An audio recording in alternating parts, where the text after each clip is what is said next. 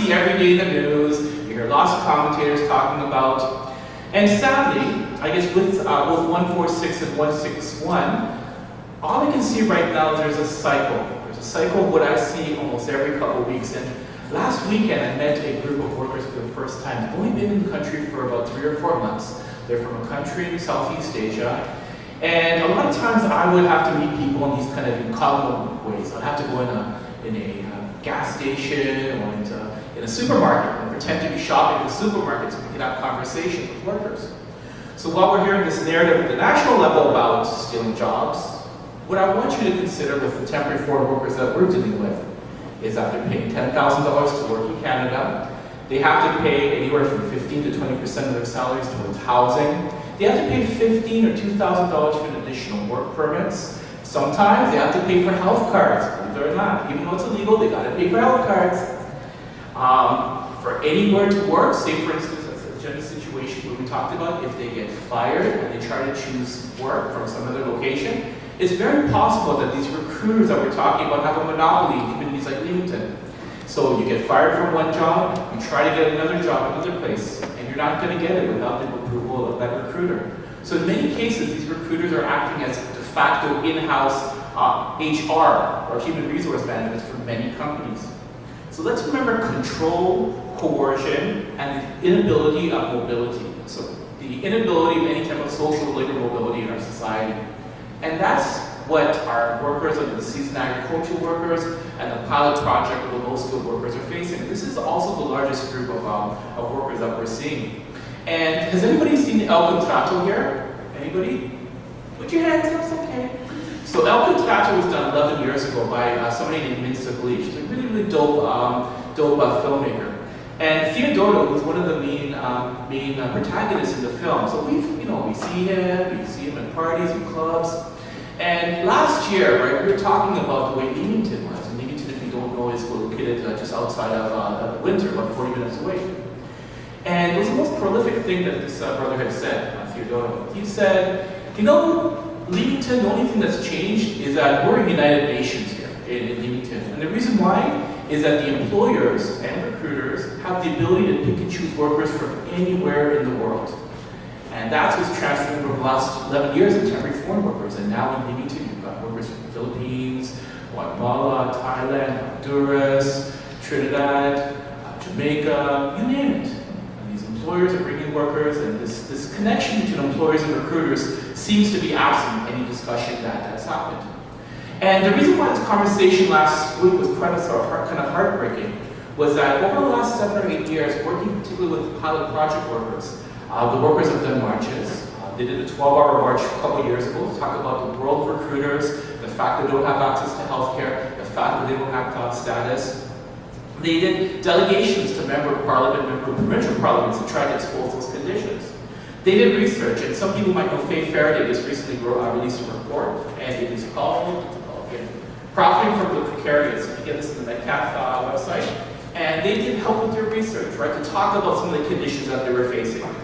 Media stories, many media stories have talked about it. And the last aspect that I want to talk about is exposés. So workers took hidden cameras and they decided to try to expose what their recruiters and employers were doing and how they're conning them out of thousands of dollars. So it's not like people haven't done their work. They've done their work, they've tried to expose a picture of what's happening every day. Which leads us to Bill 210, which happened a little while back, and then 146 and 161. So we've mentioned briefly about 146, and who knows what Board 146 is here? What's it called? The proper title is Strengthening the Stronger Workplace for a Stronger Economy. People know about this? So the bill is divided into a couple of areas. It talks about temporary foreign workers. It talks about temp agencies. I'm going to focus on the temporary foreign workers. So all of us may not know this name of the bill, but you guys remember Nannygate. Remember Ruby Dalla, Nannygate? So the Liberals about 5 years ago had introduced legislation to protect living caregivers, banning recruitment and placement fees, because many living caregivers were paying $5,000 or $6,000 to come to work in Ontario, and they had their health cards, their passports confiscated. So the Liberals took proactive measures 5 or 6 years ago to address that particular situation. What was left out at the time was the other groups of temporary foreign workers. And the living caregivers actually who were involved in that campaign had said that, look, it's got to be all of us together. So Change Forum, is that groups of temporary foreign workers are saying that we have to stand united to fight for change.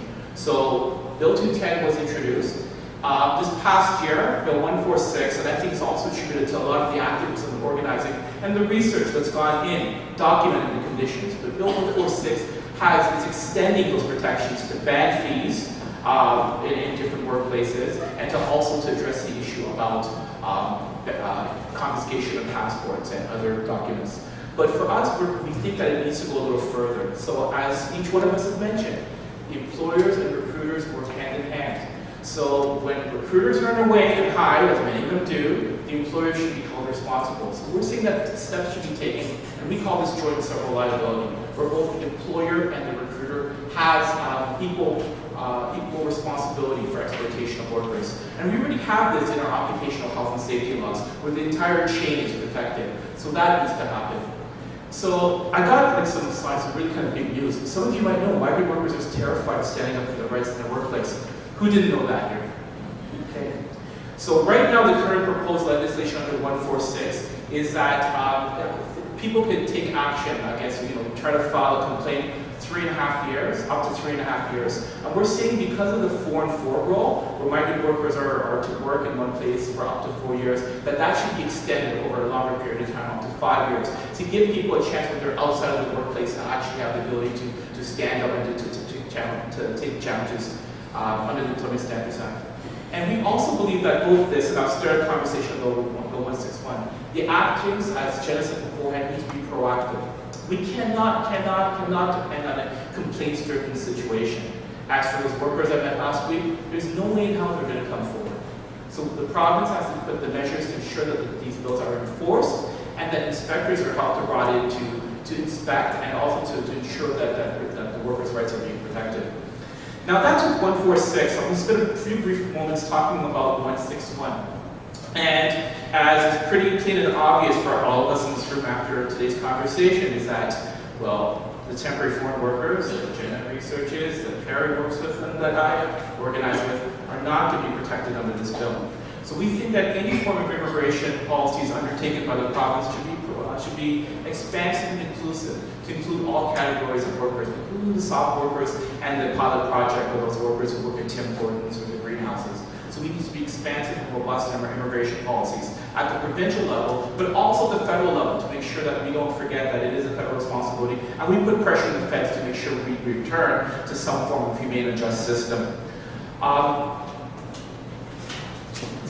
Jenna briefly mentioned about the licensings. So the recruiters, the way that the bill is set up right now, immigration consultants, lawyers, are not included under this Bill 161. And what I see in Leamington and in other parts of Ontario is a recruiter would contract a consultant and a lawyer to come in, and they all work together to get money from different workers, right? So it's got to be expansive. We have to ensure that there's licensing. We have to ensure that there's a bond put forward, and we have to make sure that there's proactive steps to ensure that workers aren't being forced to pay thousands of dollars to work here in Ontario. So I think our viewpoint with Migrant Workers Alliance for Change and with DC for Migrant Workers is that Bill 161 needs a significant overhaul. And I know that we've talked a bit about the registries, and our concern with the Chamber of Commerce. I think there's two views about what registries are. Registries for us, it should be public, first of all, but second of all, is to ensure there's full transparency, that we know where workers are, we know who the registrars, who are the recruiters are involved in these processes, and that there's forms of accountability taken when they basically screw over workers. I think the view of the Chamber of Commerce is simply that the role of registry recruiters is to facilitate communication with employers and the relationship between employers and recruiters in bringing in workers. And we don't think that's a proper way to go. We have to ensure to protect workers' rights. So I guess in conclusion, we could talk more about, I guess, questions and answers. And overall, so when I met this group of workers, what I remembered was a few members of the DC for Migrant Workers who were no longer in Ontario. And I wanted to basically dedicate this talk to Gina, to Kyla, to Jolie, and this group of Filipino and Thai migrant workers who took part in that first march. And Gina, Kyla, Jolie spent over $5,000 to $6,000 to work here in Ontario. They had taken their video camera to basically say that, that they want to show what the recruiter is and how he's threatening them if they don't pay their bills. They marched, and then afterwards they got fed up because there was no protective legislation, no proactive legislation here in the province at the federal level. So they decided to leave the province where they had to pay more fees to go work in another province. And that's a sad story that sadly we're seeing repeated over and over again, where workers are being forced to leave Ontario or they're being deported for standing up for their rights. And as policymakers, as academics, as researchers, as social services agencies, I think it's our responsibility and our choice. Do we want to turn back to a society where 100 years ago, where certain people were chained and bonded, or we want to make sure that we have humane immigration policies that are effective and work for each one of us, both at the province and the federal levels? So I think that's the question that I have for each of us in this room. And we know it's going to be a tough haul. We know that 161 probably will be passed, and we're going to make interventions on that. Bill 146 may not go through because of the current electoral system, or the electoral is going to happen with our government. But I think there's a commitment resolved for those workers to keep fighting. And I think it's up to us to also support and show solidarity for them when they decide to stand up for their rights. Thank you.